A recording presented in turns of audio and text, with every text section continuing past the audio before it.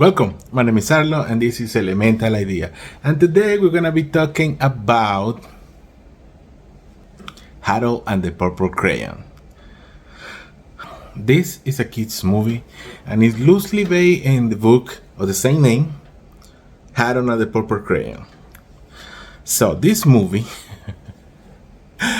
with Zachary Levi, it's a good movie. I enjoy this movie. It's full of magic and imagination, and it doesn't feel forced. In a lot of movies like this, you feel that they're doing stuff because the plot demand it, but in this one, the magic just go, and I like it. Plus, like I told you in my first impression, Zachary Levi was meant to play these kind of roles. The guy have some, even if he's a big guy, have innocence and amazing in his face, and he actually fit the role that Harold is supposed to be. The role is supposed to be playing. Right? So this gonna be a non-spoiler review. So because it's not much to spoil in this movie. At the end, I'm gonna tell you a couple of nitpicks that I have about the movie. But other than that, time-wise, it's a short movie. It's only like an hour and 41 minutes, and that's including the titles. So, yeah, if you have kids, especially a little older kids, 6 and up, they're gonna enjoy it. Yeah? And it's in this kind of type of movies, the old movies that are completely about fun, completely about what the characters have to overcome, and yeah, the villain is completely dumb, and at the end the movie goes like, well, but then you make allowances because it's a kids movie, right? But the performance for Zachary Levi is really good. You're gonna enjoy it a lot, and yeah, well, the setup of the movie is, of course, Harold is in his imaginary world, and he's painting with his crayon stuff, and one day he realizes no more narrator, right?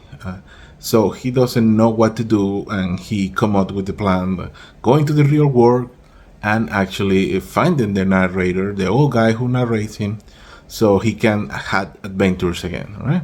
And he actually draw a door and go into the real world. And his friend the moose and the porcupine follow him, right? And stuff happen in the real world, and you have to suspend your disbelief a little bit because, well, stuff happen that is like no sane person will do that. They have this trope that they have nowhere to go. The kid they find beg the mom, like, yeah, can I stay with us? And the parent allow that. And that only happens on movies. But the movie is also funny and it's endearing, so you will actually go along with this. The effects are really good. The way Harold used the crayon and the way the CGI is placed around it is really well done. It's not over the top, and you will notice that the stuff he created have a purple shade, just to let you know that that's something he created. And then in the movie, that's going to be important. Some more. Well, you will see. I don't want to spoil it for you.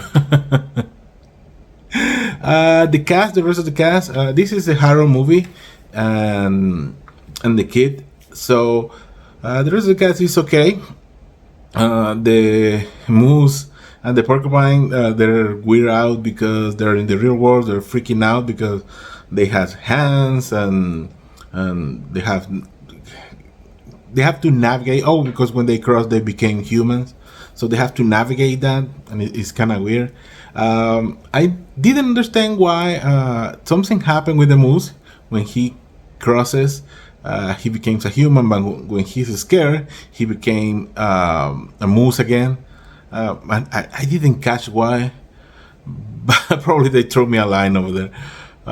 This is not like an Oscar winner movie. It's just to suspend your disbelief and having a magical moment with your kids in the theaters, right? If you don't have kids, you're probably not gonna enjoy this because it's set up in a way that you're gonna follow what the kid in the movie is thinking and he's acting about. Right? So, Harold and the Purple Crayon. Yeah, I would recommend you to go and watch this movie. With the caveat, you have to have kids, right? Pick up your nephew, your niece, I don't know, your grandkids, and go and see how they react to the movie. And you're gonna have a great time. To be honest, you're gonna have a great time.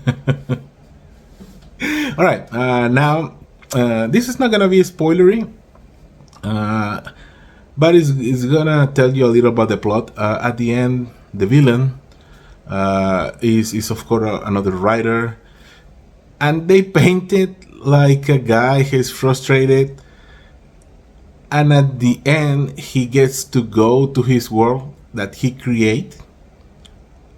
And it's the funny stuff because in his world he's not a success either. That was weird to me because he was his own protagonist. And so I was thinking about, well, if he write this, why he is not allowed to be the hero in their own story? Like I told you, nitpick. Alright. This movie have a post-credit scene too. Nothing major, but it's there, so you can actually watch it. And yeah, it's a fun movie, it's a magical movie. So go and watch it. And if you don't have kids, just catch it on streaming in super. Like I told you, it's not a masterpiece, but it's a magical movie. Alright? And I think we need this kind of magical movies again so people get used to go back to the theaters and suspend their disbelief, be entertained, and recover the magic of the movie theaters and movies. Because I think that's what we need more than super condensed and successful films. I think this is no more Oppenheimers. Those are great, but these kind of movies are the ones you're gonna draw kids, and they're gonna make the new generation love movies too. Right? And that's exactly what I think is the goal here, and that's the way I think we're gonna save movie theaters and the movie experience as a whole. So if you wanna see more, click here or here to see more. My name is Sarlo, and this was Elemental Idea. Bye.